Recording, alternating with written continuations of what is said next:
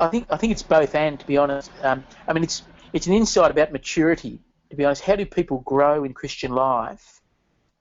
The word, of course, is foundational, but you come at the application of the word in lots of different ways, so that the actual doing of Christian ministry, the engagement in evangelism, the joy of seeking to discipline my life because I want to be fruitful for Christ, all that actually has a recursive impact on the heart.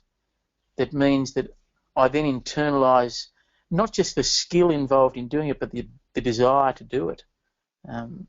So that, yeah, lots of our training, where we can, I think, is on the job. In fact, to make the point, if you do a training course and you don't implement it for 6 months, you're almost, but not quite, wasting your time. Do you know what I mean? I don't want to discourage there, but immediate positive reinforcement of what you learn is going to be much, much better. Yeah, that's great. Ben wants to know what you do with those who are more quiet or reserved in their kind of temperament and personality type.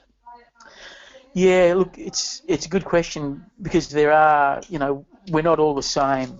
I remember Chapo saying, at least I hope I quote him fairly, that he didn't necessarily think he was an evangelist. He was just a guy who worked at it until he got good at it.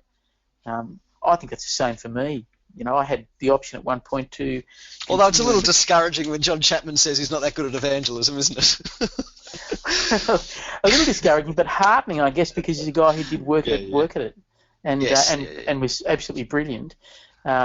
So there's a role for all sorts of different people.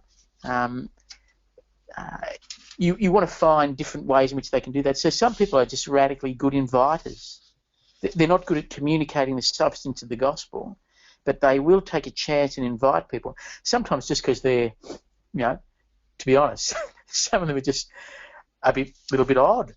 They're not